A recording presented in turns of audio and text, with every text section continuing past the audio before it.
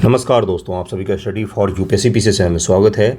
आज तारीख है 26 अक्टूबर 2023 ईस्वी और आज का न्यूज़पेपर और आर्टिकल डिस्कशन का वीडियो है ये। सबसे पहले कोटेशन शुरू करते हैं। श्री अरविंद घोष को तो जानते होंगे। अरविंदो आश्रम है, कहाँ पर है? तो पंडिचेरी में है और दुनिया का सबसे बेहतरीन आश्रम माना जाता है योग के लिए, अध्यात्म के लिए दुनिया का सबसे बेहतरीन आश्रम माना जाता है। अरविंद घोष को आप जानते होंगे कि ये क्या थे? तो ये क्रांतिकारी संघर्ष के द्वारा, मतलब कि गोली बम बारूद के द्वारा भारत को आज़ाद करवाना चाहते थे। एक बार गिरफ्तार हुए षड्यंत्र केस में, उसके बाद जेल गए। जेल में इनको ज्ञान की प्राप्ति हुई ऐसा माना जाता है। उसके बाद इन्होंने हिंसक संघर्ष का रास्ता छोड़ दिया और स्वतंत्रता आंदोलन से भी खुद को अलग कर दिया और आध्यात्मिक रास्ते पर चले। लेकिन उन्होंने निष्क्रिय संघर्ष जरूर जारी रखा हमेशा और बहुत सारे किताब लिखे। भगवत गीता से लेकर हर एक चीज़ पर इनका टिप्पणी मिलता है और भारत के सबसे महान फिलोसफर में भी इनका नाम आता है मॉडर्न अगर हिस्ट्री में देखेंगे तो श्री अरविंद घोष का आश्रम कहाँ पर है? तो पंडिचेरी में। इन्हीं का कोटेशन से शुरू करते हैं। क्या है कि मैं कभी हार नहीं मानता, क्योंकि इस पूरी दुनिया में ऐसा कुछ भी नहीं है जो प्राप्त नहीं किया जा सके, ऐसा कुछ भी नहीं है जो प्राप्त नहीं किया जा सकता है। तो इनके बारे में ज़रूर पढ़िएगा। इनकी कुछ किताबें हैं जो आपको पढ़नी चाहिए, अगर फुर्सत मिले तो। सिलेबस पढ़ने से फुर्सत होगा तब तो पढ़ेंगे आप। चलिए शुरू करते हैं। न्यूज़पेपर में देखते हैं हेडलाइन क्या लिखा हुआ है कि Israel step up attack, Gaza denied water और फ्यूल। गाजा पट्टी के इलाकों में वाटर और फ्यूल भी नहीं मिल पा रहा है और इसके कारण से क्या हो रहा है? फ्यूल नहीं मिलने के कारण वहाँ जो हॉस्पिटल है उनकी इमरजेंसी जो सेवाएं चलती है वो भी बंद होने वाली है और बंद कर दी गई हैं कई जगहों पर। और वाटर भी वहाँ पर नहीं मिल रहा है। गंदा पानी जो होता है, नाले का पानी और जो आपके बहुत ही गंदा पानी होता है, उनको पीकर ये लोग रह रहे हैं। समुद्र के भी पानी पीने की नौबत आ गई है। तो ये तो हो गया गाजा पट्टी का इलाका का हाल। वहाँ पर हमें नहीं जाना है, वो हमारा इलाका नहीं है। चलिए आगे देखते क्या है। NCERT panel suggest replacing India with Bharat in text book. जो एनसीईआरटी के जितने भी बुक होते हैं, एनसीईआरटी के जितने भी बुक होते हैं उस सभी में इंडिया के जगह पर क्या लिखा जाएगा? अब तो भारत लिखा जाएगा। ये रिप्लेस किया जाएगा इंडिया शब्द को किससे? तो भारत से रिप्लेस किया जाएगा। सही भी है, इसमें कोई दो राय नहीं है। हमारा नाम हमारे ही भाषा में होना चाहिए। तमिल में भारतम बोलते हैं, हिंदी में भारत बोलते हैं, तो सही तो है, इसमें गलत क्या है? और कोई भारत का नाम इंडिया हटाया नहीं गया है, बस रिप्लेस किया जा रहा है। संविधान में तो इंडिया नाम भी है, भारत नाम भी है, तो इंडिया की जगह पे कोई भारत कह रहा है तो इसमें गलत क्या है? सही तो है, इसमें क्या गलत है? इसमें कुछ भी गलत नहीं है। और अगर भारत की बात करें तो भारतवर्ष कहाँ पर लिखा मिला है हमें? भारतवर्ष सबसे प्राचीन में जाएंगे अगर तो हाथी गुम्फा अभिलेख जो आपको खारवेल का मिलता है, कब का? ईसा पूर्व का मिलता है। ईसा पूर्व का मिलता है खारवेल का हाथी गुम्फा अभिलेख। खारवेल कहाँ का शासक था? कलिंग का शासक था, वर्तमान उड़ीसा का शासक था। और वहाँ पर हाथी गुफा अभिलेख है। गुफा में एक बड़ा सा पत्थर है, उस पर अभिलेख लिखा हुआ है। इसी में भारतवर्ष शब्द का उपयोग किया गया है और उसी में बताया गया है कि भारतवर्ष अर्थात हिमालय से लेकर हिंद महासागर तक के भाग को भारत कहा गया है। वह ध्यान रखिएगा एक चीज़ कि वर्तमान का पाकिस्तान, बांग्लादेश, ये सब उसी में शामिल होते हैं। भारत का मतलब आज के भारत से मत इमेजिन कीजिएगा, संयुक्त भारत से इमेजिन कीजिएगा, 1947 से पहले का भारत से इमेजिन कीजिएगा, जिसमें कुछ हिस्सा तो अफगानिस्तान का भी शामिल था। क्योंकि हिमालय रीजन अगर आप देखेंगे तो हिंदू कुश से ऐसे शुरू होती है और ऐसे आती है। तो इसके नीचे का पूरा इलाका और हिंद महासागर तक चले जाइए, वर्तमान के कन्याकुमारी तक, तो ये पूरा का पूरा इलाका क्या कहलाता है? भारतवर्ष। भारत में जितने भी बड़े महान शासक हुए, अशोक से लेकर चंद्रगुप्त मौर्य तक, चंद्रगुप्त मौर्य से अशोक तक, समुद्रगुप्त तक, और मुगल में भी अगर किसी भी शासक को लेंगे तो सबका सपना एक ही रहा कि इस पूरे देश पर एक साथ शासन किया जाए। ओके, अब एक चीज़ और मैं समझा देता हूँ, कॉन्सेप्चुअल बच्चों का कमज़ोर रहता है। ये जो उत्तर भारत का इलाका है इसी को हिंदुस्तान कहा जाता था। हिंदुस्तान इसी को कहा जाता था। किसको मैंने बोला? उत्तर भारत का इलाका, वर्तमान के पाकिस्तान के आप ले सकते हैं सिंध प्रांत से लेकर बंगाल तक का इलाका जो है अपना, बांग्लादेश चले जाइए, वहाँ तक के इलाके को हिंदुस्तान कहा गया है। क्या बोला है मैंने?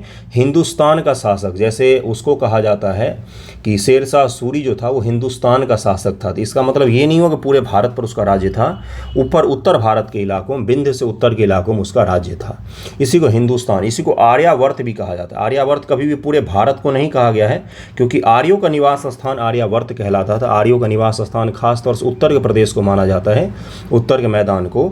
दक्षिण जो है ये द्रविड़ संस्कृति माना जाता है, इसको संयुक्त रूप से द्रविड़ बोलते हैं। लेकिन यहाँ पर केरल मलयालम होता है, कर्नाटक में कन्नड़ होता है, तमिल में तमिल होते हैं।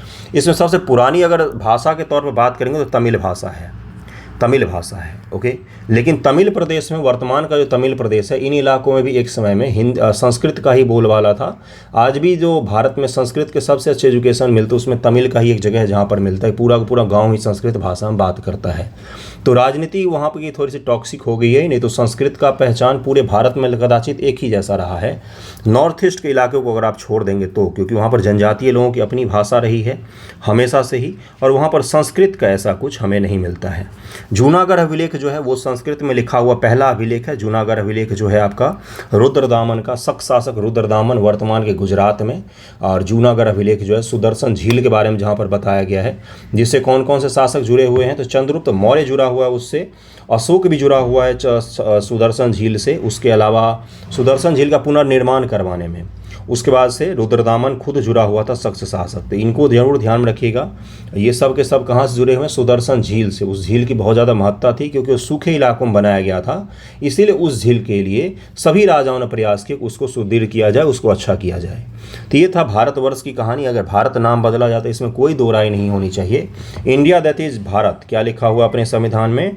India that is Bharat, Bharat. और एक चीज़ बता दूं, आज़ादी के जब संविधान का पहली बार निर्माण हुआ तो हिंदी भाषा में नहीं रचा गया था, वो अंग्रेजी भाषा में ही रचा गया था, इसीलिए इंडिया दैट इज भारत लिख दिया।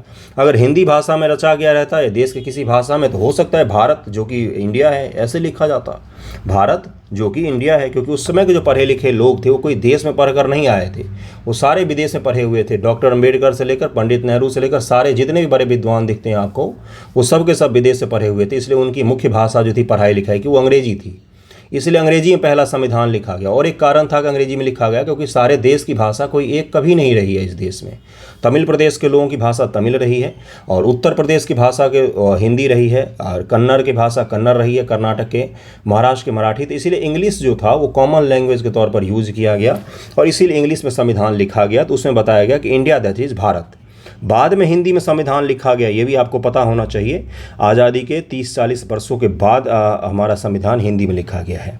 तो ये ध्यान में रखिएगा, ये छोटा सा टॉपिक था, इसको लेकर विवाद होना ही नहीं चाहिए। एनसीईआरटी में ठीक है भारत कर दो, क्या दिक्कत है। चलिए आगे बढ़ते हैं, देखते हैं आज का अपना मेन आर्टिकल, देखते हैं कि क्या आया हुआ है। कुछ दिन पहले मैंने आपको बताया था कि जो सिक्किम में बाढ़ आई है उसके कारण मैंने बताया था आपको कि सिक्किम में किस कारण से बाढ़ आई है और उसका क्या समाधान हो सकता है। इन सब चीज़ों पर हमने डिटेल में चर्चा की थी। मैंने सवाल भी पोस्ट कर दिया था, बहुत सारे बच्चों ने लिखा भी है, उसको मैं चेक भी कर दूंगा।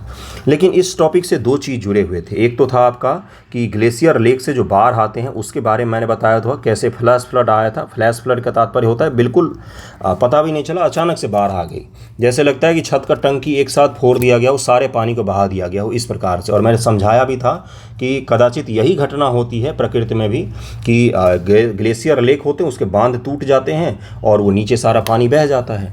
तो लेकिन देखिए यहाँ पर दो घटनाएं हुई थी। एक तो ग्लेशियर लेक वाला मैं आपको समझा चुका हूँ। कोई भी टॉपिक इंपॉर्टेंट नहीं होता, सवाल इंपॉर्टेंट नहीं होता है, टॉपिक इंपॉर्टेंट होते हैं। उस टॉपिक के सभी डायमेंशन को अगर आप कवर कर लेंगे तो आपका सवाल नहीं छूटेगा। तो एक ग्लेशियर लेक वाला तो मैंने करवा दिया था, लेकिन एक और है जिस पर बार बार विचार किए जाते हैं, डैम सेफ्टी। और डैम सेफ्टी पर क्यों बात होती है? क्योंकि महाराष्ट्र में पिछले साल एक डैम टूट गया था जिसके कारण से बहुत सारे लोग, करीब में 100 से ज़्यादा लोगों की डेथ हो गई थी। डैम सेफ्टी को लेकर हमेशा भारत में बात होती है। अगर आप उत्तराखंड राज्य में जाएंगे तो वहाँ पर चमोली डिस्ट्रिक्ट में भी हादसा हुआ था, जहाँ पर डैम के कारण ही हादसा हुआ था। जोशीमठ की जब भी हम बात करते हैं तो जोशीमठ में जो आपदा आई है वो भी धसाव जो हो रहा था, कहीं ना कहीं उसके पीछे माना जाता है कि वहाँ पर अगल बगल के इलाकों में डैम का निर्माण हो रहा था या इतने ज़्यादा कंस्ट्रक्शन हो रहे थे कि जिसके कारण से वो क्या हो गया, तो उन एरियो में भू धसाव की स्थिति देखी गई। वहाँ के मिट्टी नए थे तो धस गए सारे।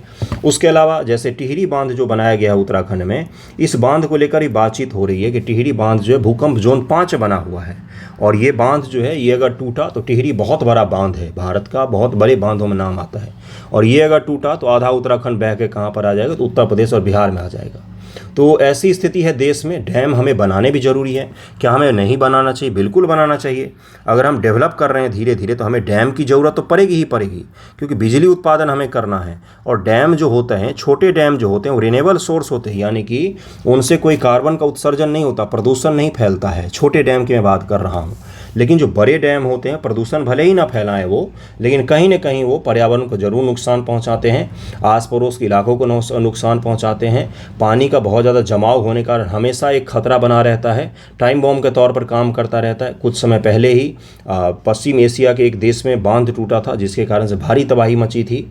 ब्राज़ील में भी बांध टूटा था जिसके कारण से भारी तबाही मची थी। तो अपने देश से बांध सुरक्षा के कौन कौन से उपाय हैं, कितने बांध हैं, किस प्रकार से एक्ट बनाया था 2021 में मोदी गवर्नमेंट ने कि बांधों को सुरक्षा को लेकर, ये एक्ट बेहद ज़रूरी था और ज़रूरी तरीके से बनाया भी गया था। तो इन सभी चीज़ों को हम लोग समझेंगे डिटेल में। ये तो मैं आपको समझा चुका था कि ग्लेशियर लेक क्या होता है। एक बर्फ़ का टुकड़ा है, धीरे धीरे पिघलता है तो सारा पानी जमा हो जाता है, इसके बांध कमज़ोर होते हैं, बांध टूटने से सारा पानी फैल जाता है उस इलाके में। इससे क्या हो जाता है, फ्लैश फ्लड की घटना देखी जाती है। मैंने ये भी बताया था कि इसरो ने भारत सरकार को रिपोर्ट दिया कि आपके जो हिमालय के क्षेत्र हैं कहाँ से कहाँ तक, जम्मू कश्मीर से लेकर अरुणाचल तक का क्षेत्र है, इसमें करीब में 20,000 के करीब में छोटे छोटे लेक बने हुए हैं, जिसमें से करीब में बहुत सारे ऐसे लेक हैं जो आपके लिए डेंजर हो सकते हैं, कभी भी उसमें फ्लैश फ्लड आ सकती है। इससे बचाव के उपाय भी मैंने बता दिए थे कि हो सकता है इसमें एक बार में ही पानी निकले, तो हम इसमें क्या करें, किसी यंत्र को लगाकर या इसमें से धीरे धीरे करके सारे पानी को निकाल दें। या तो ये भी हो सकता है कि हम इसके चारों तरफ के बांध को इतना मजबूत कर दें कि ये लेक कभी भी बाहर ना आए इससे बहकर। या तो ये हो सकता है कि हम ग्लेशियर को वहाँ पर पिघलने ही ना दें। या तो ये हो सकता है कि हम इसमें से पानी को लगातार निकालते रहें थोड़ा थोड़ा करके, जिससे क्या हो कि कभी भी फ्लैश फ्लड की घटना न बने। तो ये सब उपाय भी बताए थे, बहुत सारे बच्चों ने लिखे भी हैं। चलिए अब देखते हैं भारत में बांधों की स्थिति क्या है। भारत में 4,407 बड़े बांध हैं, जो चीन के 23,000, अमेरिका के 9,000 के बाद विश्व स्तर पर तीसरा है। सबसे ज़्यादा बांध कहाँ पर, तो चीन में। चीन में सबसे ज़्यादा दुनिया में बांध है, 23,841 बांध। इमेजिन कर सकते हैं आप, पूरा देसी बांध है उनका। अमेरिका में 9,263 बांध हैं। भारत में 4,407 बांध हैं। इस चीज़ को ध्यान में रखिएगा, दुनिया में हम बांध के मामले में भी तीसरे स्थान पर आते हैं। भारत को इन संरचनाओं की सुरक्षा महत्वपूर्ण चुनौती का सामना करना पड़ा है। विशेष रूप से कई बांध पुराने हो रहे हैं, 25 साल के निशान को पार कर रहे हैं, जिनमें से 80% से अधिक, ये आंकड़ा ध्यान रखिएगा, 1/4 सदी से भी अधिक पुराने हैं। मतलब कि जो 80, उसमें कई सारे तो 100 वर्ष से भी पुराने बांध हैं, जो अंग्रेजों के ज़माने में बने थे या पहले के राजा महाराजाओं ने भी कुछ बांधों का निर्माण किया था। 2025 तक 1,000 से अधिक बांध 50 वर्ष या उससे अधिक आयु के हो जाएंगे, तो इनको थोड़ी सी सेफ्टी की ज़्यादा ज़रूरत होगी, इनको थोड़ा देख रेख की ज़्यादा ज़रूरत होगी। भारत बांधों के लिए प्रमुख खतरा, भारतीय बांधों के लिए पुराना होता बुनियादी ढांचा। अभी दिखाया कि कई सारे 50 वर्ष के हो जाएंगे 2025 तक, 100 वर्ष के हो जाएंगे। तो ये सब क्या है, तो ये कहीं ना कहीं पुराने हो गए हैं, उनकी भी एक आयु होती है और थोड़ा सा उनको तो देख रेख तो करना ही पड़ेगा। देखिए क्या है कि भारत में 6,000 से अधिक बांध हैं, जिनमें 234 बांध 1 सदी से भी अधिक पुराने हैं, जिनमें टूट फूट के लक्षण दिखाई दे रहे हैं। इन पुरानी संरचनाओं की सुरक्षा सुनिश्चित करने की आवश्यकता है।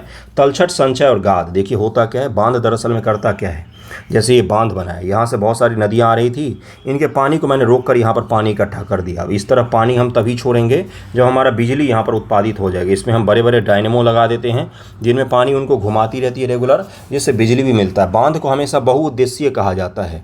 बहुउद्देशीय का मतलब क्या होता है, एक बांध बनाने से हम सिंचाई के लिए भी जल प्राप्त करते हैं, पीने के लिए भी जल प्राप्त करते हैं, बिजली भी बनाते हैं और पर्यटन का भी केंद्र होता है। जैसे टिहरी बांध पर्यटन का केंद्र है, इसी प्रकार से हीराकुंड बांध जो उड़ीसा में है, ये भी पर्यटन का केंद्र है। ये मैं क्या बता रहा हूँ, एक परियोजना से हमने बहुत सारे उद्देश्यों को प्राप्त किया, इसीलिए इसको बहुउद्देशीय परियोजना कहा जाता है। तो इसमें छोटे छोटे हमने क्या किया, बड़े बड़े डायनेमो लगा दिए, इससे बिजली प्राप्त की। अब ये पानी यहाँ पर जमा हो रहा है, नदियों का पानी जो होता है उनमें गाद होता है, गाद का मतलब सिल्ट होता है, उनमें मिट्टी होते हैं, मिट्टी के कण होते हैं। अब बताइए कहीं पर कोई पानी रुका हुआ है तो पानी क्या हो जाता है, थोड़े दिनों बाद साफ हो जाता है, उसके पानी का जो मिट्टी है वो बैठ जाती है नीचे। तब उस मिट्टी की भी तो सफाई करनी पड़ेगी। धीरे धीरे उससे क्या होता है, बांध कमज़ोर होने लग जाता है। देखिए क्या है, जिससे उनका जीवन काल प्रभावित होता है। बांधों में गाद और मलबे के जमा होने के कारण उनकी भंडारण क्षमता भी कम हो रही है। जिस बांध की भंडारण क्षमता मान लीजिए 1,000 लीटर था, ये तो मैं ऐसे ही कह रहा हूँ, 1,000 लीटर तो आपके छत पर पानी है, 1,000 लीटर था, वो गाद के कारण 800 लीटर हो जाते। तो 200 लीटर का हमें नुकसान हो रहा है यहाँ पर। ये किसके कारण से हो रहा है, क्योंकि उसके तल छठी में मिट्टी जमा हो गए हैं और ये मिट्टी क्या करते हैं, कहीं ना कहीं बांध पर भी भार को बढ़ाते हैं, प्रेशर को बढ़ाते हैं। संरचनात्मक चुनौती है, भारत के कई बांध मिट्टी के हैं जिनका निर्माण कंक्रीट के बजाय मिट्टी के परतों को जमाकर किया गया है, जिससे उनके पुराने होने के साथ खराब होने की आशंका भी बनी रहती है। और ये पुराने ज़माने के बने हुए मिट्टी के बांध हैं, कंक्रीट के नहीं, मिट्टी के हैं। बाढ़ की आशंका भी रहती है। भारत में वर्षा एक निश्चित अवधि के भीतर केंद्रित है, जिससे बांध बाढ़ के प्रति संवेदनशील हो जाते हैं। देश में 44% बांध विफलताओं के लिए बाढ़ संबंधी घटनाएं जिम्मेदार हैं, जिससे निचले इलाके के लिए महत्वपूर्ण खतरा पैदा हो गया। इसका तात्पर्य क्या होता है? इसका तात्पर्य होता है कि भारत में वर्षा होने का एक निश्चित मौसम है और उस मौसम में इतना ज़्यादा वर्षा होती है कि बांध उनको संभाल नहीं पाते हैं, और इसके कारण से क्या होता है, कई सारे बांध जो हैं वो विफल हो जाते हैं। उनके पानी को या तो छोड़ना पड़ता है या तो वो सही से काम नहीं कर पाते, या उनमें जो उनकी कैपेसिटी है उससे ज़्यादा पानी रखे होते हैं। भूकंपीय जोखिम भी है, जैसे हम सबसे ज़्यादा बांध का निर्माण हिमालयी रेंज में कर रहे हैं, हिमाचल में कर रहे हैं, उत्तराखंड में कर रहे हैं, नॉर्थ ईस्ट के इलाकों में कर रहे हैं। ये सब भूकंप जोन 5 में आते हैं, क्योंकि पता ही है हिमालय और यूरेशियाई प्लेट जो है ये यहाँ पर टकराते हैं, जिसके कारण से यहाँ पर भीषण भूकंप की संभावना बनी रहती है। भूटान में भी जो हमारी बहुत सारी परियोजना है, संयुक्त परियोजना, ये सब के सब क्या है, तो भूकंप जोन 5 में आते हैं। भूकंप जोन 5 में आने वाले बांध जो होते हैं ये टाइम बॉम्ब होते हैं। अगर तेज़ भूकंप आया तो इनको नुकसान पहुंचेगा और सारा का सारा पानी बहकर कहाँ पर आ जाएगा, तो रिहायशी इलाकों में आ जाएगा, इंसानी जो आबादी है उसको नुकसान पहुंचाएगा। तो ये सबसे बड़ा खतरा है हमारे लिए। अब जब भी आपसे पूछा जाए बांध को लेकर भारत में समस्याएँ कौन कौन सी हैं, तो इन समस्याओं को आप लिख सकते हैं। अब समस्याएं तो उसका कुछ समाधान भी तो होगा। समस्याएं अगर हम पढ़ रहे हैं तो सरकार भी तो पढ़ रहे होंगे, सरकार के एक्सपर्ट भी लोग भी तो पढ़ रहे होंगे। तो उन्होंने क्या किया, उन्होंने एक एक्ट बना दिया। एक्ट का इम्प्लीमेंटेशन हुआ है कि नहीं हुआ है ये अभी तक नहीं आता है न्यूज़ में, क्योंकि न्यूज़ में इन सब चीज़ों को दिखाते ही हैं। तो बांध सुरक्षा अधिनियम 2021 है। 2021 में भारत सरकार ने बांध सुरक्षा अधिनियम पारित कर दिया।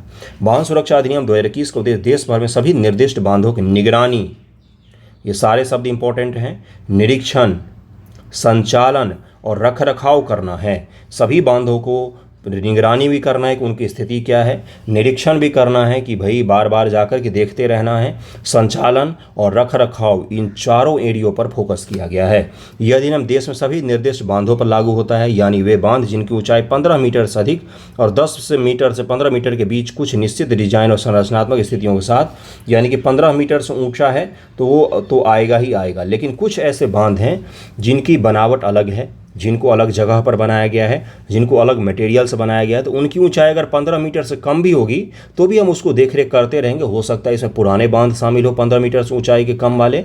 15 मीटर बहुत ऊंचा बांध होता है, मिनिमम हाइट है ये, हाईएस्ट हाइट तो बहुत ऊंचा जाता है बांधों का, ये तो 15 मीटर सबसे मिनिमम हाइट वाला बांध बताया गया है आपको।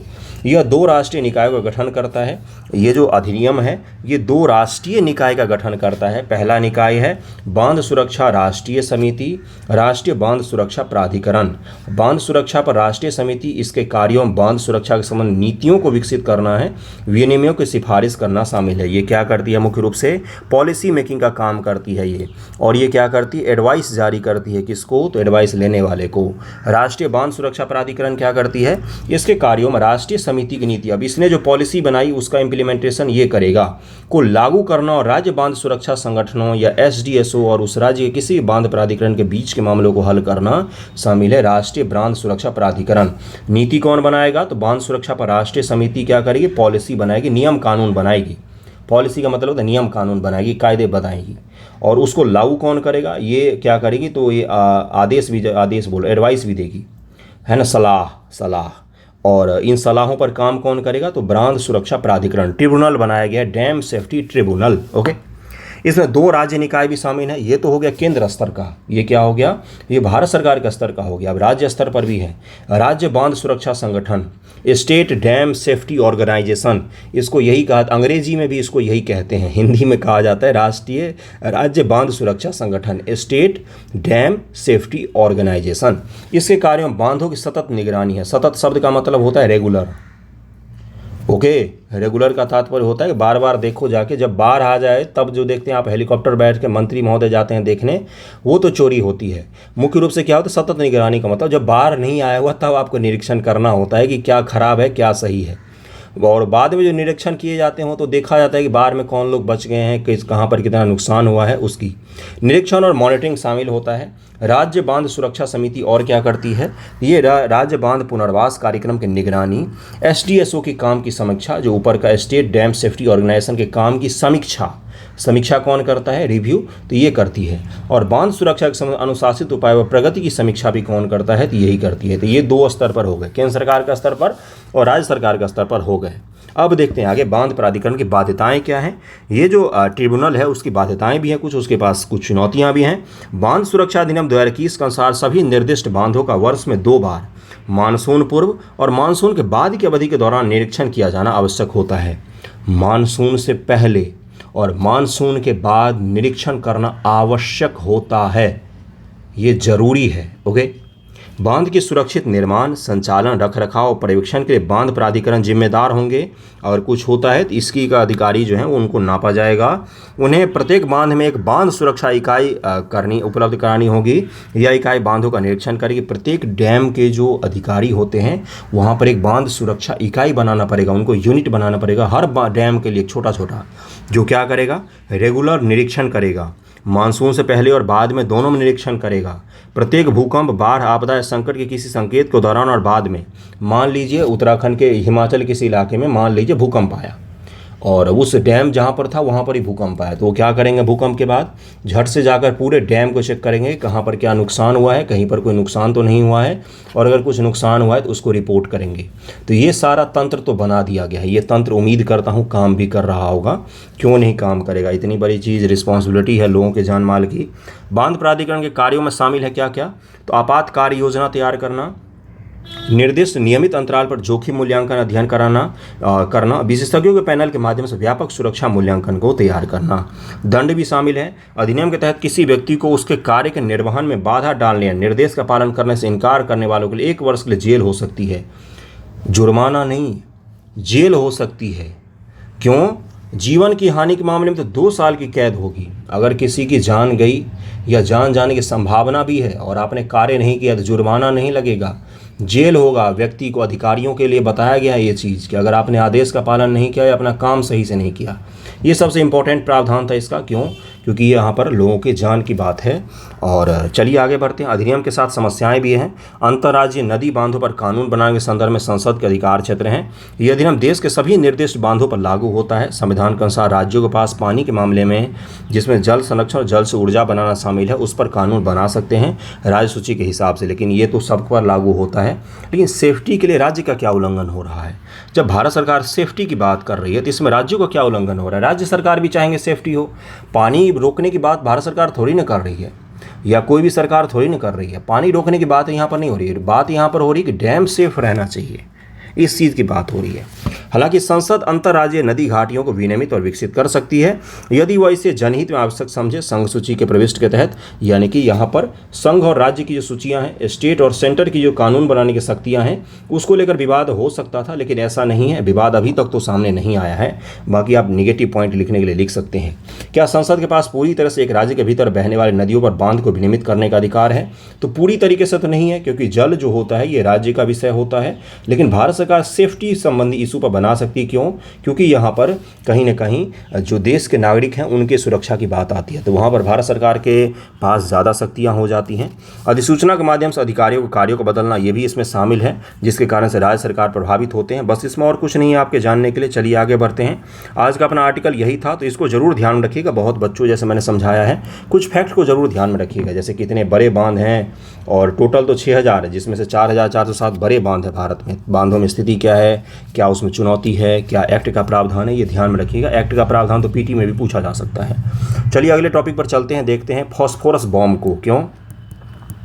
फॉस्फोरस बॉम्ब जो होता है ये बहुत ज़्यादा घातक होता है। जिस एरिया में गिराया जाता है वहाँ पर ऑक्सीजन तक सोख लेती है ये बॉम्ब। और इसका उपयोग कहाँ पर किया गया है? आरोप लगे हैं कि इजराइल ने इसका उपयोग गाजा पट्टी के इलाकों में किया है लोगों के ऊपर, और रूस ने भी इसका यूक्रेन में उपयोग किया था। फॉस्फोरस बॉम्ब को अगर रिहायशी इलाकों में उपयोग किया जाता है, यानी कि इंसानी आबादी के क्षेत्र में, इसको केमिकल बॉम्ब माना जाता है। और केमिकल बॉम्ब को दुनिया में वॉर क्राइम के तहत शामिल किया जाता है। केमिकल बॉम्ब का उपयोग कोई भी देश नहीं कर सकता है, और इसको लेकर संधि भी है, और उस संधि का पर अगर आपने हस्ताक्षर किया तो उसका उल्लंघन करने वालों बड़ी भारी कार्रवाई होती है। लेकिन इजराइल तो इजराइल है, उसके ऊपर तो ऐसी कोई कार्रवाई हुई नहीं है। भले ही लोगों को केमिकल छिड़क कर मार दो, बम गिरा कर मार दो। चलिए देखते हैं ध्यानपूर्वक कि फॉस्फोरस बम क्या होता है और किस प्रकार से कार्य करता है और किस प्रकार से नुकसान पहुंचाता है। पीटी फैक्ट में इससे जुड़े हुए चीज़ें पूछी जा सकती हैं। देखिए क्या लिखा है कि क्या है सफ़ेद फॉस्फोरस बम, इसी प्रकार से गिरती है। ये तो यूक्रेन का फोटो है, पहले ही मैं बता दूं यूक्रेन का है। फॉस्फोरस बम के बारे में जानने से पहले यह जान लेते हैं कि फॉस्फोरस क्या होता है। फॉस्फोरस मोम जैसा एक अधातु पदार्थ होता है और जिसमें लहसुन की जैसे गंध होती है। जो लहसुन से आपको गंध मिलता है ना, फॉस्फोरस का गंध सेम होता है, सेम उसी प्रकार का गंध होता है उसमें। ये ज़रूरी चीज़ भी होता है, लेकिन इसका उपयोग बहुत ज़्यादा होता है। दोनों प्रकार से इसका उपयोग होता है। वैसे तो ये रंगहीन होता है, लेकिन कई बार हल्का पीला जैसा दिखाई देता है। काफ़ी प्रतिक्रियाशील होने के कारण जैसे ही यह ऑक्सीजन के संपर्क में आता है तो जलने लगता है। जैसे ही ऑक्सीजन के संपर्क में आएगा क्या होगा, जलने लग जाता है। अब चूंकि हवा में ऑक्सीजन होता है, इसलिए हवा के संपर्क में आने पर यह आग पकड़ लेती है। बस इसको क्या करते हैं वो लोग, बॉम्ब में रखकर छिड़क देते हैं, बॉम्ब गिरा देते हैं, जिससे जैसे ही बॉम्ब फटता है तो चारों तरफ फॉस्फोरस ही फॉस्फोरस फैल जाते हैं और आग लग जाती है चारों तरफ। सोचिए कितना भयावह माहौल होगा, वो मंजर होगा। नम हवा में लगभग में 30 डिग्री सेल्सियस पर यह खुद ब खुद जल उठता है। यही कारण है कि इसे पानी में डुबो कर रखा जाता है। इसको कहाँ पर रखा जाता है, तो पानी में डुबो कर रखा जाता है। मानव के लिए फॉस्फोरस बम बेहद ही घातक होता है। चूँकि ऑक्सीजन के संपर्क में आने पर यह तेज़ी से जलता है, इसलिए जहाँ पर जलता है वहाँ का ऑक्सीजन सोख लेता है। जिस एरिया में जलता है उस एरिया में कुछ देर के लिए ऑक्सीजन की कमी हो जाती है। इतना घातक होता है ये। International committee of the red cross के मुताबिक अगर खुली जगह पर फॉस्फोरस बम का इस्तेमाल किया जाए तो ये कई किलोमीटर की दूरी तक फैल सकता है। अगर ओपन स्पेस में इसको यूज कर रहे हैं तो कई किलोमीटर तक ये फैल जाता है। ओके, ये उस वक्त तक जलता रहता है जब तक ये ख़त्म नहीं होता है, या फिर वहाँ से ऑक्सीजन गैस नहीं ख़त्म हो जाती है। उस समय तक जलती रहती है जब तक इस फॉस्फोरस नहीं ख़त्म होते, या तो आस पड़ोस में ऑक्सीजन ख़त्म हो जाते हैं। इमेजिन कीजिए ज़रा, जिस जगह या इलाके में इसका इस्तेमाल किया जाता है उस इलाके में ऑक्सीजन की काफ़ी कमी हो जाती है। ये धुएं के गुब्बारे की तरह फैल जाता है। इसके कारण मानव शरीर को अंदरूनी तौर पर काफ़ी नुकसान पहुंचता है। इसके संपर्क में आने पर तेज़ी से जलन महसूस होती है, मौत भी हो जाती है। युद्ध में दुश्मन के खिलाफ धुएँ का कवर बनाने के लिए भी इसका काफ़ी इस्तेमाल किया जाता है, लेकिन रिहायशी इलाकों में इसका इस्तेमाल प्रतिबंधित है। गौरतलब है कि सफ़ेद फॉस्फोरस का इस्तेमाल प्रथम और द्वितीय विश्व युद्ध दोनों में बड़े पैमाने से किया गया था और ये रिहायशी इलाकों में इसका उपयोग करने के लिए रोका गया है। और इसके अलावा सफ़ेद फॉस्फोरस बम का इस्तेमाल इराक युद्ध में भी अमेरिकी सेना ने खूब किया था और ये लेक्चर दे रहे थे रूस को कि तुम यूक्रेन में मत करो। यही तो दुनिया है, पहले खुद के हाथ खून से रंगे हैं, दूसरे को बोल रहे हो कि अहिंसा मत करो, हिंसा मत करो, है ना। खूब किया गया था। इस बम को काफ़ी खतरनाक श्रेणी में रखा गया। इसी कारण 1977 में स्विट्जरलैंड के जिनेवा में हुए कॉन्फ्रेंस में श्वेत फॉस्फोरस के इस्तेमाल पर प्रतिबंध लगा दिया गया। इसको ध्यान में रखिएगा, ये आपके लिए सबसे इंपॉर्टेंट था इस टॉपिक में। हालांकि जंग में इनका इस्तेमाल किया जा सकता है। इसके बाद 1997 में केमिकल हथियार के इस्तेमाल को लेकर एक कानून बना था। इसमें तय किया गया था अगर इस बम का इस्तेमाल रिहायशी इलाकों में किया गया तो व्हाइट फॉस्फोरस को रासायनिक हथियार माना जाएगा। अगर वॉर में इसका उपयोग किया जा रहा है, जहाँ पर दो सेनाएं लड़ रही हैं, तो वहाँ पर तो इसका उपयोग हो सकता है। लेकिन अगर आपने किसी रिहायशी इलाके में जहाँ पर केवल मानव आबादी रहती है, देश के नागरिक रहते हैं, सैनिक नहीं रहते हैं, वहाँ पर अगर आप इसको उपयोग करते हैं तो ये केमिकल वेपन के तौर पर रिकॉग्नाइज किया जाता है। केमिकल वेपन प्रतिबंधित है, दुनिया भर में बैन है वो युद्ध के तुम्हें उपयोग करने के लिए। तो इसको ध्यान रखिए। और बस यही था इस टॉपिक में तो कि रूस ने भी उपयोग किया था यूक्रेन के रिहायशी इलाकों में और इजराइल भी उपयोग कर रहा है। चलिए आगे के टॉपिक पर चलते हैं, देखते हैं क्या है अगला न्यूज़। अगला न्यूज़ है आपके लिए कि ISA to release report on global adoption of solar technology in November. जो ISA है, इंटरनेशनल सोलर अलायंस, कब स्थापित हुआ, तो 2015 में। किसके दिमाग की उपज थी, तो मोदी जी ने इसका आइडिया दिया था और फ्रांस के राष्ट्रपति जो हैं इमैनुअल मैक्रोन, उन्होंने इसका आइडिया दिया था। फ्रांस और भारत का ये संयुक्त रूप से आइडिया था कि इंटरनेशनल सोलर अलायंस स्थापित किया जाए। जब ये स्थापित किया गया तब इसमें प्रावधान रखा गया था कि ये पृथ्वी है, पृथ्वी का ये विषुवत का इलाका है 0 डिग्री, ये ऊपर 23.5 डिग्री कर्क रेखा है जो अपने देश से भी गुजरती है, ये 23.5 डिग्री मकर रेखा है जो ऑस्ट्रेलिया से गुजरती है, अफ्रीका से तीनों रेखाएं गुजरती हैं। तो इसके बीच के जो देश हैं इनको शामिल करने की शुरुआत में बात की गई थी, लेकिन आज कोई ऐसी सीमा नहीं है। दुनिया के कोई भी देश ISA का सदस्य बन सकता है। ISA जैसे आपने सुना होगा कि वर्ल्ड बैंक रिपोर्ट जारी करती है, IMF रिपोर्ट जारी करती है, उसी प्रकार से ISA जो है ये भी अब रिपोर्ट जारी करेगी। इसका मुख्यालय कहाँ पर है? तो अपने गुरुगांव में है। ISA का दुनिया का एकमात्र अंतर्राष्ट्रीय संगठन है जिसका मुख्यालय भारत में है। तो वो कौन सा है? तो इंटरनेशनल सोलर अलायंस है। ये नवंबर महीने में, अगले महीने में global adoption of solar technology को लेकर रिपोर्ट जारी करेगी। और वो उसी प्रकार से होगा, इंडेक्स प्रकार से, कि कौन सा देश ज़्यादा अडॉप्ट कर रहा है, कौन सा देश कम अडॉप्ट कर रहा है, बस यही होगा। और की फोकस एरिया ISA का क्या होता है तो वो मैं ज़रा आपको दिखा दूँ। इसी में लिखा हुआ है, बाकी तो इसमें कुछ भी ऐसा खास है नहीं इस टॉपिक में। देखिए यहाँ पर क्या लिखा हुआ है कि पेरिस एग्रीमेंट साइंड 2015 में जो हुआ था, पेरिस में बैठक हुई थी कॉप की, उसी में इसको साइन किया गया था। और वो की फोकस एरिया क्या है? The ISA which is stated by India and France is schedule to hold its 6th annual meeting in Delhi later this month. देखिए भारत और फ्रांस के द्वारा शुरू किया गया था। और एक चीज़ और, इसका जो छठा बैठक होगा वो कहाँ पर होगा? तो अगले महीने में नवंबर में दिल्ली में इसकी बैठक होगी। और सबसे बड़ी बात क्या है कि दिल्ली बैठक के लिए भी सबसे उपयुक्त बनी हुई है, दुनिया की सबसे पॉल्यूटेड सिटी फिर से बन गई है। और इसी में बैठक होगा किसको लेकर? तो सोलर एनर्जी को लेकर। ऐसी जगहों पर होना चाहिए बैठक, तभी जाके आपको एहसास होता है कि सोलर एनर्जी की या इलेक्ट्रिक व्हीकल की क्या आवश्यकता होती है ना। तो चलिए आगे बढ़ते हैं। ISA के बारे में आपको थोड़ा सा डिटेल बता देता हूँ, जिससे उससे अगर सवाल पूछे जाते जो कि पूछा गया है UPSC PT में, और तो आप आसानी से उसको कर ले जाएं। ओके, देखिए यहाँ पर क्या लिखा हुआ है कि ISA की जो परिकल्पना की गई थी वही कर्क और मकर रेखा वाली कहानी लिखी गई है। अंतर्राष्ट्रीय सौर संगठन के शुभारंभ की घोषणा भारत के प्रधानमंत्री मोदी जी और फ्रांस के राष्ट्रपति, पूर्व राष्ट्रपति फ्रांसवा अल्लोंदा, ये उस समय के राष्ट्रपति थे। मैंने बोल दिया था इमैनुअल मैक्रो का नाम, तो इसको जरा करेक्ट कर लीजिएगा। 30 नवंबर 2015 को पेरिस में संयुक्त राष्ट्र जलवायु परिवर्तन सम्मेलन UNFCCC COP21 के दौरान की गई थी। कॉन्फ्रेंस ऑफ पार्टी आयोजित होता है 21, तो 21 हुआ था उस समय 2015 में, और इस साल भी होगा भारत 2023 में। कहाँ पर होगा ये आप मुझे बताएंगे, भारत में नहीं हो रहा है। COP जहाँ पर भी होगा कॉमेंट करके ज़रूर बताइएगा। इसका उद्देश्य इस देश के विशेष ऊर्जा जरूरतों को पूरा करने के लिए वैकल्पिक ऊर्जा के साधन के रूप में सौर ऊर्जा के उपयोग को आगे बढ़ाना है। यह गठबंधन उद्देश्य जीवाश्म ईंधन पर ऊर्जा की निर्भरता को खत्म कर सौर ऊर्जा को बढ़ावा देता है। इसके अतिरिक्त सदस्य देशों को सस्ती दरों पर सोलर टेक्नोलॉजी का प्रबंध करना, इस क्षेत्र में अनुसंधान और विकास को बढ़ावा देना भी इसका प्रमुख काम है। उद्देश्य क्या है इस संगठन का? इस संगठन का एक तो उद्देश्य है कि सोलर एनर्जी को थोड़ा सा दुनिया भर में प्रचारित करना कि भाई सब लोग अपना लो, सही चीज़ है ये। और दूसरा क्या है? टेक्नोलॉजी का प्रबंध करना, जो सस्ते टेक्नोलॉजी, मान लीजिए नेपाल इसमें शामिल हुआ, उसके पास इसका टेक्नोलॉजी नहीं है, तो उसको टेक्नोलॉजी मुहैया करवाना होगा। उसके साथ साथ क्या है? सस्ती दरों पर टेक्नोलॉजी प्रबंध करना भी इसी का मुख्य रूप से काम है। और इस क्षेत्र में रिसर्च एंड डेवलपमेंट, जैसे आपको पता होगा एक चीज़, ऑस्ट्रेलिया में आई थिंक या ब्रिटेन में एक ऐसा सोलर पैनल, सोलर तकनीक बनाया गया कि दीवार पर आप बस पेंट लाइए और पेंट कर दीजिए, वो सोलर पैनल पेंट हो रहा है। दीवार पर बस आप जो पेंट कर रहे हैं ना, उस पेंट से इलेक्ट्रिसिटी जन्म पैदा होगा।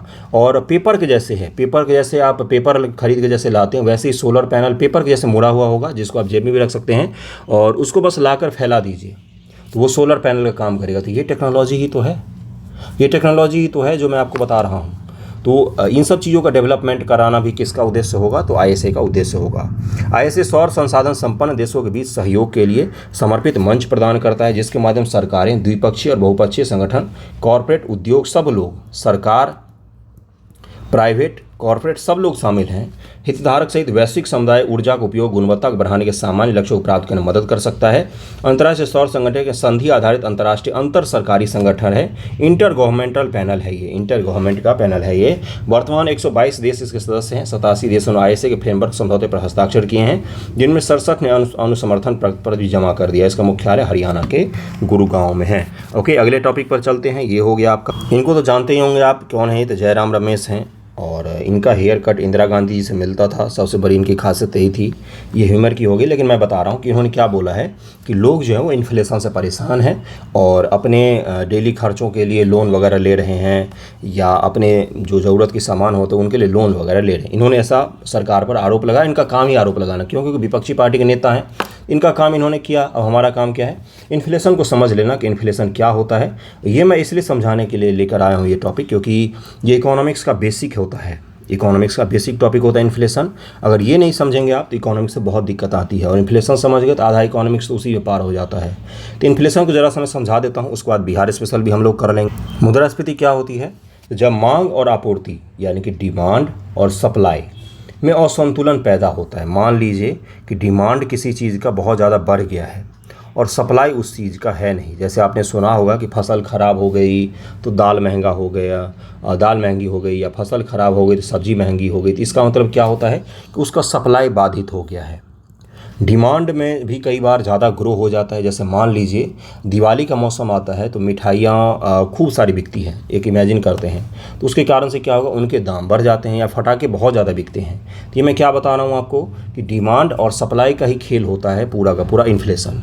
कभी कभी ऐसा होता है कि डिमांड हद से ज़्यादा बढ़ जाती है, कभी कभी ऐसा होता है कि सप्लाई हद से ज़्यादा गिर जाती है, कभी कभी ऐसा होता है कि सप्लाई बहुत ज़्यादा है लेकिन डिमांड नहीं है तो दाम क्या हो जाते हैं, कम हो जाते हैं। जैसे आम का मौसम आता है जब जून जुलाई, तो आम की सप्लाई बहुत ज़्यादा होती है, उस अनुरूप में डिमांड नहीं हो पाता तो आम के दाम कम हो जाते हैं। जिस साल आम की पैदावार नहीं होती है उस साल सप्लाई उसके कम रहते हैं लेकिन डिमांड तो उतना ही रहता है, तो उसके कारण से क्या हो जाता है, तो आम महंगे हो जाते हैं। तो इसको ध्यान में रखिएगा। वस्तु और सेवाओं की कीमतें बढ़ जाती है, कीमत में इस वृद्धि को मुद्रास्फीति कहते हैं। यही जो कीमत में वृद्धि हो जाती है डिमांड और सप्लाई के खेल के कारण से, उसके कारण उसको क्या कहा जाता है, उसको मुद्रास्फीति कहा जाता है, इन्फ्लेशन कहा जाता है। भारत अपनी मुद्रास्फीति की गणना दो मूल्य सूचियों के आधार पर करता है। एक होता है WPI, एक होता है CPI, कंज्यूमर प्राइस इंडेक्स, और एक होता है होलसेल प्राइस इंडेक्स। अत्यधिक मुद्रास्फीति अर्थव्यवस्था के लिए हानिकारक होती है, जबकि 2 से 3% की मुद्रास्फीति दर अर्थव्यवस्था के लिए ठीक होती है। भारत में जो RBI लक्ष्य रखती है वो क्या रखती है कि भाई 5% से 6% के आसपास तक रहना चाहिए, इससे ऊपर नहीं जाना चाहिए। इससे ऊपर भी चली जाती है कई बार तो ठीक है, चल जाता है, लेकिन उसको हम क्या करते हैं, मॉनेटरी पॉलिसी के द्वारा RBI का निर्माण करती है। इसका मौद्रिक नीति जिसको कहा जाता है, मॉनेटरी पॉलिसी कहा जाता है, उसके द्वारा हम क्या करते हैं कि मुद्रास्फीति को कंट्रोल करते हैं। किन किन चीज़ों के द्वारा, तो टूल होते हैं हमारे पास कुछ कुछ, जैसे बैंक रेट होता है जिस पर बैंक ब्याज देते हैं, जैसे रिवर्स रेपो रेट होता है, जैसे रेपो रेट होता है। ये सब क्या करते हैं, ये सब कहीं ना कहीं मुद्रास्फीति को नियंत्रित करने का काम करते हैं। बाजार से अगर हम कैश को कम कर देंगे तो कैश की वैल्यू क्या हो जाएगी, चूंकि कैश का सप्लाई हमने कम कर दिया तो कैश की वैल्यू बढ़ जाएगी। यानी कि 100 रुपये की वैल्यू, आज मान लीजिए 100 रुपये में आप 4 किलो प्याज खरीद रहे हैं, मान लीजिए अगर कैश की वैल्यू बढ़ गई, 100 रुपये की वैल्यू बढ़ गई, तो 100 रुपया में आप क्या खरीद सकते हैं, 6 किलो प्याज खरीद सकते हैं। प्याज भी वही है, लेकिन क्या हुआ है दरअसल यहाँ पर, तो पैसे की वैल्यू बढ़ गई है। तो पैसे की वैल्यू कैसे बढ़ती है, तो पैसे को हम कम कर देते हैं मार्केट में। देश में से पैसा RBI क्या करती है, बाहर वापस खींच लेती है, बैंक रेट के माध्यम से, रिवर्स रेपो रेट के माध्यम से, रेपो रेट के माध्यम से कैश को कम कर देती है देश से, जिससे क्या हो जाता है, कैश कम होने से कैश की वैल्यू बढ़ जाती है। लेकिन हम कैश को उतना भी नहीं कम कर सकते हैं कि इकॉनमी चले ही ना, लेकिन कैश को उतना भी नहीं बढ़ा सकते हैं कि सबके हाथ में खरबों रुपया का कैश डाल दें, तो झोला में कैश लेकर जाएंगे और 1 किलो सब्जी खरीद कर आएंगे। इसी को क्या कहा है, तो इन्फ्लेशन कहा जाता है। तो इसको ध्यान में रखिएगा। अगर इसका उदाहरण मैं समझाऊँ आपको तो पाकिस्तान का आप ले सकते हैं, जहाँ पर इन्फ्लेशन सबसे ज़्यादा हाई है, अत्यधिक ज़्यादा है, मतलब में लगभग में 20 से 25 गुना ज़्यादा है। जहाँ पर सोचिए कि अंडे की वैल्यू क्या हो सकती है, दूध की वैल्यू क्या हो सकती है, 200 रुपये का लीटर दूध मिल रहा है वहाँ पर, तो वहाँ का क्या है, दूध तो वही है, उनके पैसे की जो खरीदने की क्षमता थी ना वो कम हो गई है। अब आप समझ पा रहे होंगे कि मैं क्या समझा रहा हूँ। उनकी जो करेंसी की खरीदने की क्षमता थी वो कम हो गई है दरअसल में। क्यों? इन्फ्लेशन की वजह से, इन्फ्लेशन की वजह से। तो इसको ध्यान में रखिएगा। अत्यधिक मुद्रास्फीति अर्थव्यवस्था के लिए हानिकारक होती है। मुद्रास्फीति मुख्यतः 2 कारणों से होती है। मांग जनित, यानी कि मान लीजिए बहुत ज़्यादा डिमांड है, हद से ज़्यादा डिमांड है किसी चीज़ का, और लागत जनित कारक के कारण से होती है। अगर मांग बढ़ने से वस्तु की कीमत वृद्धि होती तो मांग जनित होता है, डिमांड पुल इन्फ्लेशन कहलाती है। अगर उत्पादन कारक यानी कि भूमि, पूंजी, श्रम, कच्चा माल आदि के कारण, मान लीजिए इन सब में कीमतों की वृद्धि के कारण कीमत बढ़ गए हैं, तो उसको कॉस्ट पुश इन्फ्लेशन कहा जाता है। कॉस्ट के कारण से वो क्या हुआ है, इन्फ्लेशन हो गया है। मुद्रास्फीति के प्रभाव क्या पड़ते हैं, तो ये सबसे ज़्यादा PT में पूछा जाता है। निवेशकर्ताओं पर, जिन्होंने इन्वेस्टमेंट किया, उनके ऊपर क्या प्रभाव पड़ता है। मुद्रास्फीति में एक आदमी बड़े ही फायदा में होते, कौन, तो जिन्होंने ऋण लिया हुआ है। मान लीजिए आपने बैंक से ऋण लिया था 100 रुपया, और आज आप बैंक को देने जा रहे 110 रुपया, लेकिन इन्फ्लेशन के कारण 110 रुपये की वैल्यू हो गई 90 रुपये, तो आपको तो देना पड़ा 110 रुपया ही, लेकिन दरअसल बैंक को कितना मिला है आज के हिसाब से, तो उस पैसे की वैल्यू आज हो गई है 90 रुपये, तो उसको 90 रुपये ही मिला है। यानी अगर आपने ऋण लिया हुआ है और इन्फ्लेशन में है देश, तो आप बड़े फायदे में हैं आप। निवेशकर्ता दो प्रकार के होते हैं। पहले प्रकार के निवेशकर्ता वो होते हैं जो सरकारी प्रतिभूतियों में निवेश करते हैं, यानी कि जो गवर्नमेंट की जो सिक्योरिटीज होती है उसको खरीदते हैं, सरकारी प्रतिभूतियों में निश्चित आय प्राप्त होती है। तथा दूसरे निवेशकर्ता वो होते हैं जो सरकारी पूंजी कंपनियों के हिस्से खरीदते हैं, संयुक्त पूंजी कंपनियों के हिस्से खरीदते हैं। मुद्रास्फीति से निवेशकर्ताओं को पहले वर्ग को नुकसान पहुंचता है, सिक्योरिटी खरीदने वाले को नुकसान पहुंचता है, दूसरे वर्ग को फायदा होता है। निश्चित आय वर्ग पर क्या प्रभाव पड़ता है? मान लीजिए आप वेतन भोगी हैं तो आपका क्या प्रभाव पड़ेगा? महंगाई के कारण आपको जिसका निश्चित प्रतिकूल प्रभाव पड़ेगा, उल्टा प्रभाव पड़ेगा, नुकसान होगा आपको, क्योंकि महंगाई हर चीज़ की बढ़ गई है। ओके। ऋणी और ऋणदाता पर क्या प्रभाव पड़ता है? तो जिसने ऋण लिया है वो तो बेनिफिट में रहता है, जिसने ऋण दिया है उसका नुकसान होता है इन्फ्लेशन में। तो ये आप ध्यान रखिएगा। कृषकों पर क्या प्रभाव पड़ता है? तो मुद्रास्फीति कृषक वर्ग पर अनुकूल प्रभाव डालता है, क्योंकि कृषक वर्ग उत्पादन करता है तथा मुद्रास्फीति के दौरान उत्पादन की कीमतें बढ़ती हैं। इसके कारण से मुद्रास्फीति के दौरान कृषक वर्ग को लाभ होता है, कृषकों को लाभ होता है। बचत पर क्या प्रभाव पड़ेगा? तो बचत के मूल्य में कमी होगी। अगर आपने कुछ सेविंग किया हुआ तो उसका मूल्य क्या हो जाएगा? कम हो जाएगा। 100 रुपये की सेविंग की थी, लेकिन हो सकता है 1 साल बाद जाकर इसकी कीमत 80 रुपये मात्र रह जाए, 20% का इसमें कमी हो जाए। भुगतान संतुलन पर क्या प्रभाव पड़ता है? तो देखिए, अगर हमारा रुपया कमज़ोर होता है तो उसके कारण से एक बेनिफिट होता है। क्या होता है? तो एक्सपोर्ट कहीं ना कहीं बढ़ता है हमारा, लेकिन ये दीर्घकाल के लिए अच्छा नहीं होता है, लॉन्ग टर्म के लिए देश के लिए कतई अच्छा नहीं होता है, नुकसान पहुंचता है। मुद्रास्फीति के समय वस्तुओं और सेवाओं के मूल्य में वृद्धि होती है। इसके कारण से हमारे निर्यात महंगे हो जाएंगे और आयात सस्ते हो जाएंगे। निर्यात में कमी होगी तथा आयात में वृद्धि होगी, जिसके कारण से भुगतान संतुलन प्रतिकूल हो जाता है, लेकिन कहीं ना कहीं हमारे एक्सपोर्ट बढ़ते हैं। ये भी ध्यान में रखिएगा, पैसे की वैल्यू गिरने से। करों पर क्या होता है? मुद्रास्फीति के कारण सरकार के सार्वजनिक व्यय में बहुत अधिक वृद्धि हो जाती है। सरकार अपने व्यय की पूर्ति के लिए नए नए कर लगाती है, पुराने करों में वृद्धि करती है। इस प्रकार मुद्रास्फीति के कारण करों में वृद्धि हो सकती है। उत्पादकों पर क्या प्रभाव पड़ता है? तो उत्पादक यानी कि जो उत्पादन कर रहे हैं चीज़ों का, फैक्ट्रियाँ जो बनाते हैं, जो उन पर जो बड़े बड़े कंपनियों के मालिक होते हैं, उनकी बात हो रही है यहाँ पर। तो मुद्रास्फीति के कारण उत्पादक और उद्यमी वर्ग को लाभ होता है, क्योंकि उत्पादक जिन वस्तुओं को उत्पादन करते हैं उनकी कीमतें बढ़ रही होती हैं तथा मजदूरी में भी वृद्धि कीमतों की तुलना में कम होती है। मजदूरी तो बढ़ाया नहीं उन्होंने, लेकिन सामान तो अधिक दाम पर बेच रहे हैं वो, तो कुछ दिन के लिए उनको फायदा होता है। इस प्रकार मुद्रास्फीति उद्यमी उत्पादकों का फायदा होता है, कुछ दिन के लिए फायदा होगा, लेकिन काफ़ी लॉन्ग टर्म में उनका भी नुकसान होने लग जाएगा, क्योंकि लोग खरीदना छोड़ देते हैं। अब चलते बिहार स्पेशल का न्यूज़ देखते हैं कि बिहार स्पेशल पर क्या है, और बहुत ही इंपॉर्टेंट न्यूज़ है। बिहार के एथलीट हैं शैलेश कुमार ने पैरा एशियन गेम्स 2023 के हाई जंप स्पर्धा से T63 में जीता है स्वर्ण पदक। बिहार के खिलाड़ी हैं शैलेश कुमार, इन्होंने स्वर्ण पदक जीता है। वेरी वेरी इंपॉर्टेंट आपके पीटी एग्जामिनेशन के लिए, इसीलिए मैं बोलता हूँ न्यूज़पेपर तो ज़रूर देखा कीजिए, पीटी हो, मेंस हो, सब हो। 24 अक्टूबर 2023 को पैरा एशियाई गेम्स में बिहार के जमुई जिले के, ये भी नोट डाउन कर सकते हैं आप, एथलीट शैलेश कुमार ने हाई जंप स्पर्धा T63 में स्वर्ण पदक जीता। पैरा एशियाई गेम 22 से 28 अक्टूबर के चीन के हांगझू में आयोजित की जा रही है, चीन में आयोजित हुआ था, ये भी ध्यान रखना है। शैलेश कुमार बिहार के जमुई जिला के अलीगंज प्रखंड के इस्लाम नगर के रहने वाले हैं। इससे पहले शैलेश ने जमुई में पेरिस में आयोजित पैरा एथलेटिक्स विश्व चैंपियनशिप में रजत पदक जीता था, ये भी ध्यान रखिएगा। 16 से 20 मार्च 2023 तक पुणे में आयोजित 21वीं पैरा एथलेटिक्स नेशनल चैंपियंस में गोल्ड मेडल जीता था। इसके अलावा शैलेश ने भुवनेश्वर में 28 से 30 मार्च 2023-22 तक आयोजित नेशनल चैंपियंस में भी स्वर्ण पदक जीता था। तो शैलेश कुमार तो पदक पर पदक जीत रहे हैं, इनको ध्यान में रखिएगा। और आज का न्यूज़पेपर डिस्कशन यही था, मैं इनके फ़ोटो भी दिखा देता हूँ आपको, ये रहा। और यहीं तक था आज का न्यूज़पेपर डिस्कशन। कैसा लगा है ज़रूर बताइएगा। एनसीईआरटी का वीडियो देखिए, एनसीईआरटी का अगर वीडियो आप नहीं देख रहे हैं तो बहुत भारी गलती कर रहे हैं। बहुत अच्छे से मैं पढ़ाया हिस्ट्री, कल मैंने आर्यों का ऋग्वैदिक पीरियड, उसको देखिएगा, काफ़ी मदद मिलेगा आपको अगर देखना चाहें तो। Okay, thank you so much आप सभी का।